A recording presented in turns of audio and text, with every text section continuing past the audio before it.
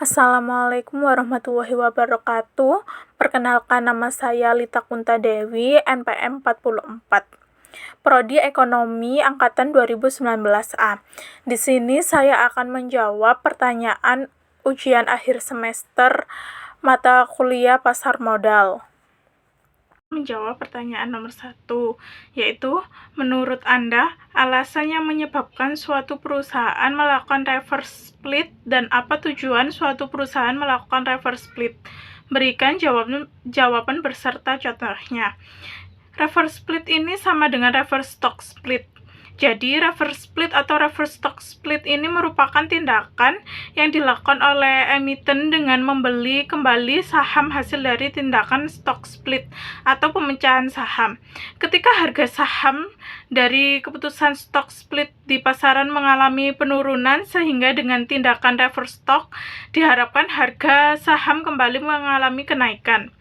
Jadi, reverse stock split dilakukan dengan tujuan untuk penyelamatan perusahaan emiten agar tetap memenuhi persyaratan untuk tetap menjaga status listing dalam perdagangan pasar modal.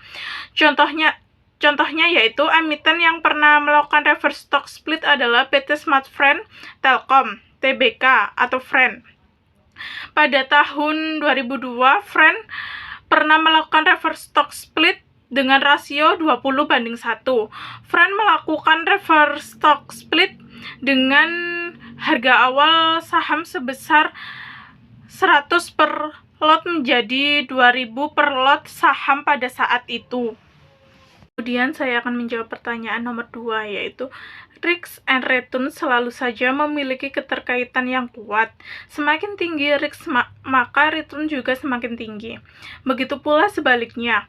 Maka menurut Anda, apakah keterkaitan ini selalu saja bersifat linier atau tidak? Berikan pendapat Anda. Jika ada yang bersifat tidak linier, pada contoh produk seperti apa?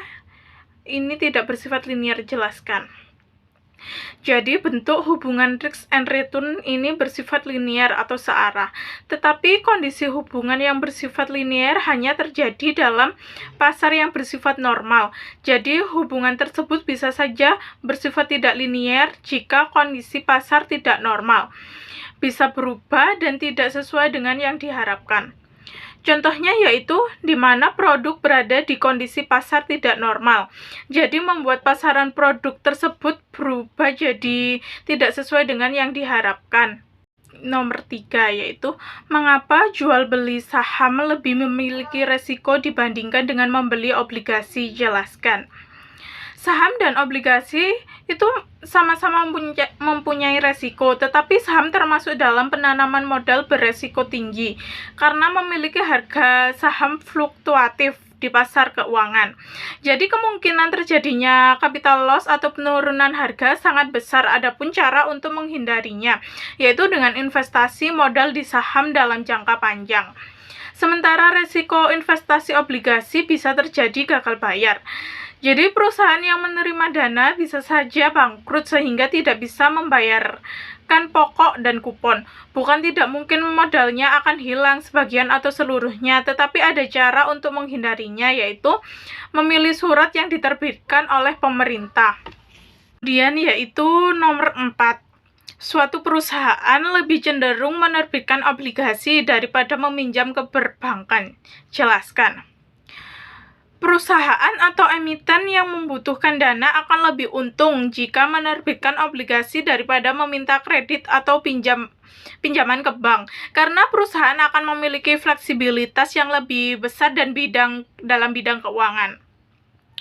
Dengan menerbitkan obligasi, perusahaan bisa mendapatkan modal dengan jangka waktu pengembalian lebih lama dibandingkan dengan meminjam dari bank yang jangka pengembalian lebih pendek. Misalnya dengan obligasi jangka waktu pengembalian itu bisa 5 tahun, sedangkan meminjam ke bank itu jangka pengembaliannya hanya 1 tahun. Tingkat suku bunga obligasi yang ideal untuk obligasi korporasi rata-rata yaitu 3-4% di atas SBI, sedangkan Untuk utang negara sebesar 2-2,5% di atas SBI. Selanjutnya soal terakhir yaitu nomor 5. Informasi yang diterima oleh investor selalu saja merupakan informasi dari catatan masa lalu yang kemudian dipakai sebagai alat analisa dalam melihat kondisi dan memprediksi apa yang akan terjadi di kemudian hari. Jika ini kita jadikan alasan, artinya investor tidak pernah memiliki keakuratan dalam setiap pengembalian keputusan.